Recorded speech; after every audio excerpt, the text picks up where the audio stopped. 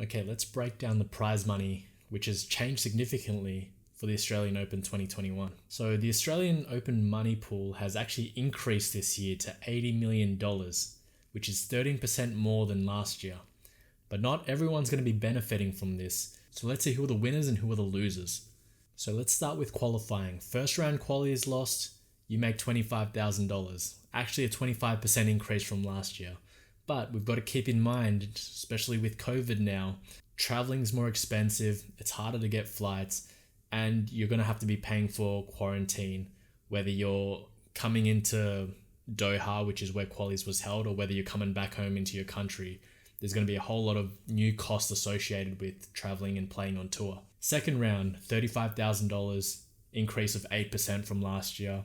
Third round qualis, $52,500, 5% increase from last year. Not much.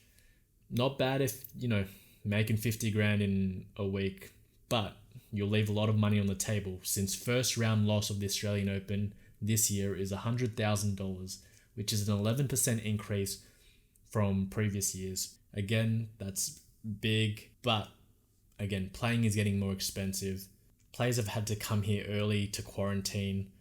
I'm assuming Tennis Australia covered that cost. They chartered flights to bring these players into the country, but having coaches and trainers and now bringing their own hitters, having them on their payroll is expensive. I'll give you an example. So a couple years ago, I actually bumped into Denis Shapovalov at the Grand Hyatt in Melbourne, and we had a little chat, and he told me he was traveling with 3 people. So he had a coach, a trainer, and a physio.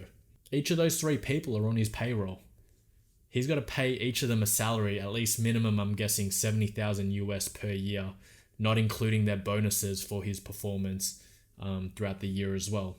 To look at that, he's got to be bringing in more than at least $5,000 a week just for them. And then now there's going to be more costs involved with that. I know Tennis Australia chartered these flights in for these players. I actually don't know how they're going to get out of the country. Are they all going to fly out together after the 2 weeks? That wouldn't really be feasible. Players don't want to be sitting around here not playing when they could be off playing somewhere else. But there's also not a lot of flights flying out of Melbourne right now, and it's very hard to catch one with a lot of restrictions and paperwork needed. So it's going to be interesting to see how these players get out of the country. But anyways, back to the dollars. Round 2, $150,000, up 17% from last year.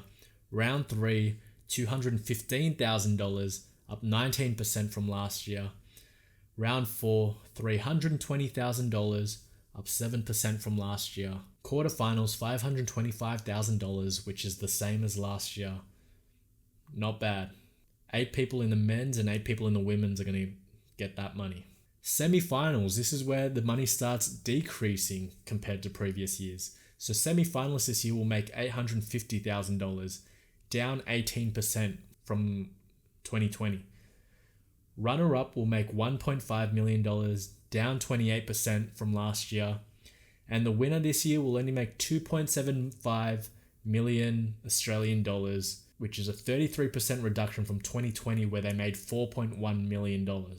I actually like the distribution of this year's money more than previous years. More money is distributed to more players that need it, so at the bottom end of the draws. A $20,000 to $50,000 bonus for a player outside the top 50 or 100 goes a lot further than a $500,000 or even $1 million bonus for a top 5 player who will make more money from sponsorships and appearance fees anyway.